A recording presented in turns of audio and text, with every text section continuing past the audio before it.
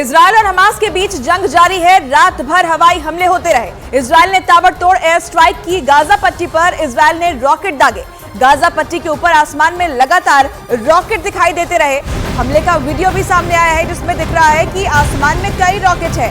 Gaza पट्टी में कई इलाकों में हमले के बाद आग की लपटें उठती दिखाई दी।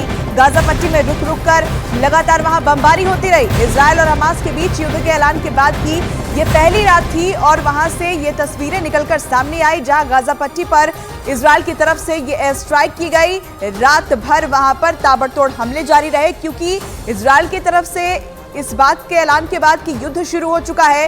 ये पहली रात थी और आपको बता दें कि ये तस्वीरें जो है वो रात से निकलकर सामने आई है जहां पर लगातार एक के बाद एक स्ट्राइक की गई है। तस्वीरें एक बार फिर से आपको दिखाते हैं। देखिए ये क्योंकि पहली रात थी युद्ध के ऐलान के बाद की और ऐसे में गाजा पट्टी पर लगातार रॉकेट से हमला किया गया। ताबड़तोड़ वहां अटैक्स किए गए। तस्वीरों के जरिए आप देख सकते हैं कि एक के बाद एक वहां पर रॉकेट दागे जा रहे हैं और जानकारी के मुताबिक रुक रुक कर ऐसे ही रॉकेट वहां रात भर दागे जाते रहे क्योंकि इजरायल और हमास के बीच युद्ध की शुरुआत हुई। हालांकि युद्ध बहुत पहले से चल रहा था लेकिन हमास की आतंकियों की तरफ से इजरायल पर अटैक के बाद इजरायल ने कह दिया कि ये एक युद्ध की शुरुआत हो चुकी है। और ऐसे में जब ये युद्ध की पहली रात थी, युद्ध के ऐलान के बाद की पहली रात थी, तो कैसा वहां मंजर रहा इन तस्वीरों के जरिए आप समझ सकते हैं। एक एक करके आप तस्वीरों में देखिए। यहाँ जो आप ये चिंगारी नुमा कुछ देख पा रहे होंगे दरअसल ये रॉकेट्स हैं जो ताबड़तोड़ हमले वहां पर किए गए उसकी ये तस्वीरें सामने आई है जो तस्वीरें हम आप तक पहुंचा रहे हैं। तो रात में यहां पर आपको बता दें कि इस तरीके से स्ट्राइक की गई और उधर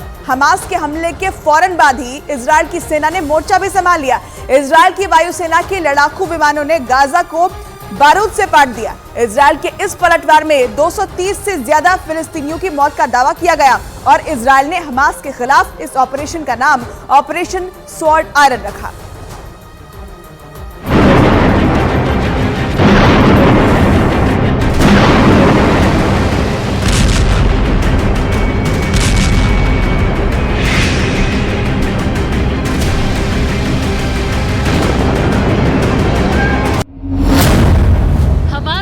इजरायल का पलटवार।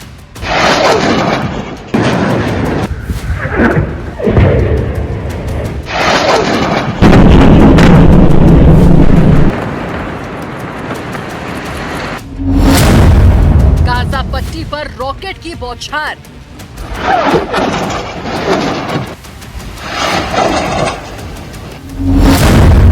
हमास के कई ठिकाने ध्वस्त।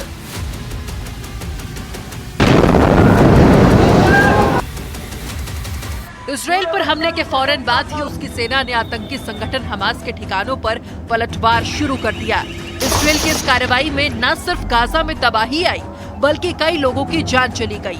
इसके साथ ही कई लोग बारूदी हमले में घायल भी हो गए। इजरायल का ये पलटवार उसी वक्त हो गया जब उसके प्रधानमंत्री बेंजामिन नेतन्याहू ने युद्ध का ऐलान किया। אזרחי ישראל, אנחנו במלחמה, לא במבצע, לא בסבבים, במלחמה. הבוקר חמאס פתח במתקפת פתע רצחני נגד מדינת ישראל ונגד אזרחיה. אנחנו בתוך זה משעות הבוקר המוקדמות. כינסתי את ראשי מערכת הביטחון. הנחיתי קודם כל לטהר את היישובים מהמחבלים שחדרו פנימה. הפעולה הזאת מתבצעת בשעות הללו. במקביל הוריתי לבצע גיוס מילואים נרחב.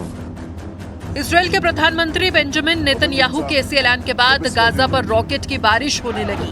चारों तरफ बम के धमाकों का शोर और आसमान में धुएं का गुबार उठता दिखाई देने लगा। पलटवार के लिए जैसा नेतन्याहू ने सोचा ठीक वैसे ही उनकी सेना दमखम से मैदान में उतरी।